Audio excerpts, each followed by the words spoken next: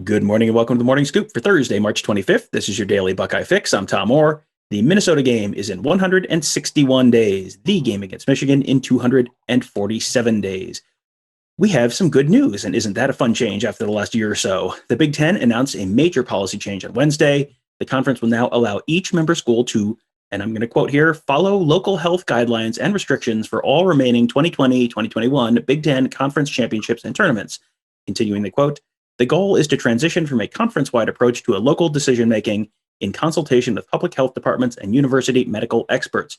Procedures for all remaining 2020-21 Big Ten championships, tournaments, and regular season competitions will be designed to meet local and CDC guidelines to help limit the spread of COVID-19 as the health and safety of our student athletes, coaches, officials, fans, and campus communities remain our highest priority. They said that includes spring football games, which is potentially a very big step toward having fans inside Ohio Stadium for the spring game on April 17th. OSU then released a statement a couple hours later saying, quote, the Ohio State Department of Athletics will work internally and with Columbus Public Health to formalize appropriate attendance figures, mapping, and social distancing within our athletics venues and facilities. My guest today is Buckeye Scoop's ultimate insider, NevadaBuck. We're going to talk a little bit about some of his nuggets from inside spring football practices in just a few minutes, but I wanted to first start with this. Nevada, I mean, this seems like very good and possibly a little overdue news, but what are you hearing about what the spring game might look like inside of Ohio Stadium? Yeah, Tom, I think it's great news. And, for all of us that have been hoping for a kind of a return to normalcy, I think this is definitely a step in the right direction. What I'm hearing is now keep in mind, nobody really wants to make the first move on this, say finally what this is. So everybody's kind of dancing around. But what I'm hearing is that they're going to go with pods of 4 around the stadium, and that they're shooting for 30% capacity, and with the ultimate goal in the fall being of 100% capacity, albeit with masks. But there would be no vaccine passport required or any type of proof of immunization, that this would all just be based upon a pod and social distancing and masking type of approach to Ohio State football. Yeah, it's very interesting how all these different organizations are handling it. Some places are going kind of basically full capacity, but you have to have either a negative COVID test or a COVID vaccine card. Some places are not looking for that, but they want to space people out more. It's kind of everyone sort of figuring out their own path. But regardless, like if it's 30% capacity, 30,000 people inside of Ohio Stadium is going to look like a massive crowd after the last year, which is wonderful. And, this is also going to apply to the other spring sports as well, which is, that's great news because you got baseball and softball about to start their spring schedules. I don't know if that's going to apply for this weekend's games. It may be a little longer than that before they have that everyone ramped up. But, that's a positive thing from an atmosphere perspective, obviously. But, I know this is amateurs, but maybe more importantly, this is important from a financial perspective as well, because the last year has blown a huge hole in the budgets of athletic departments across the country. I don't think that people necessarily totally get that, exactly how big of an issue this is. So, how big would it be for them to have a full house in the Horseshoe this fall, just from a financial perspective, more than anything else?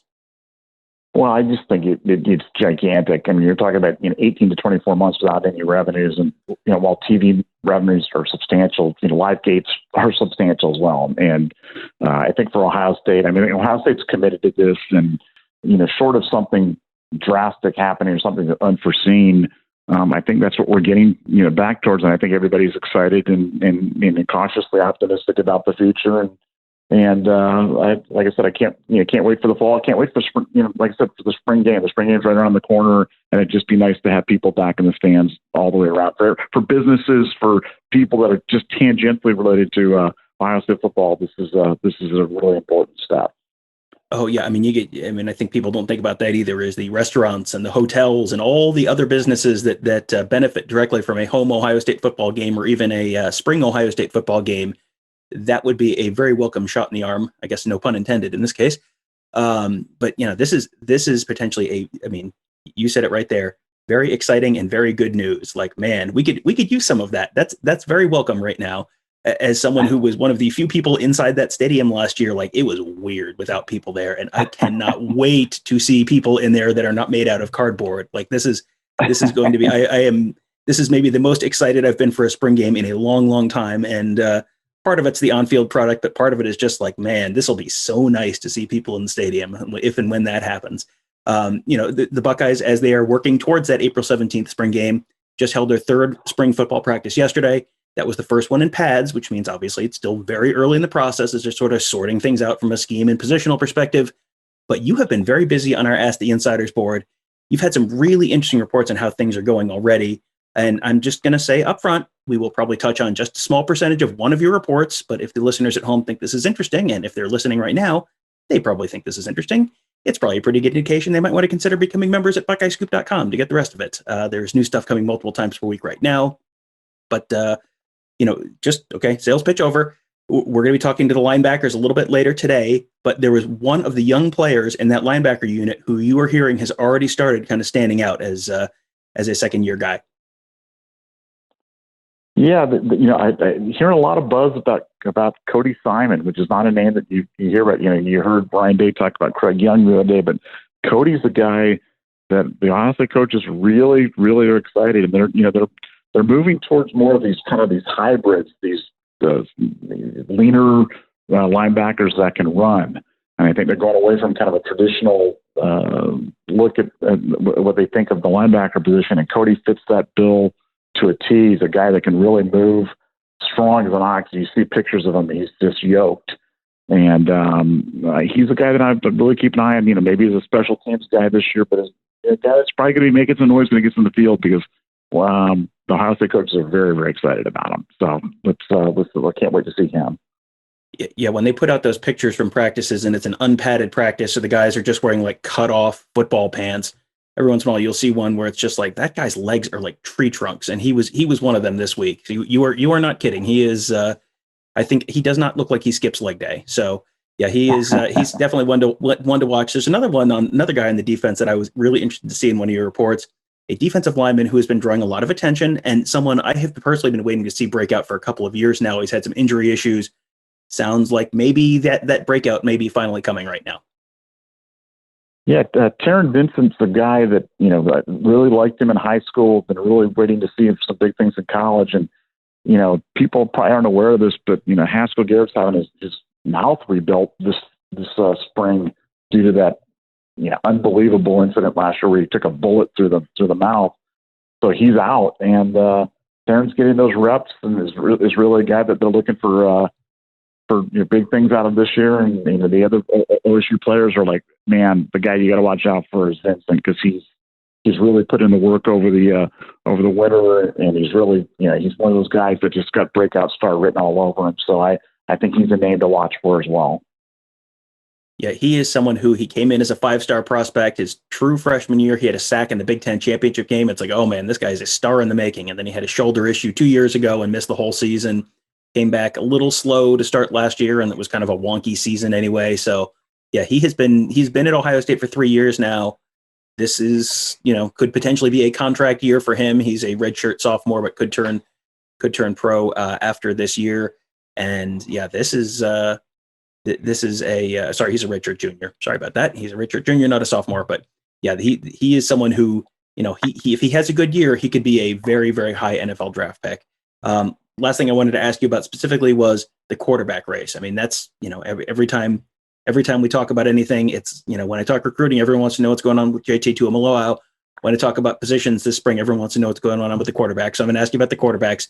I mean, you had a source who is very, very, very, very excited about one of those guys in particular. Let the listeners know kind of what you're hearing on the quarterback race right now.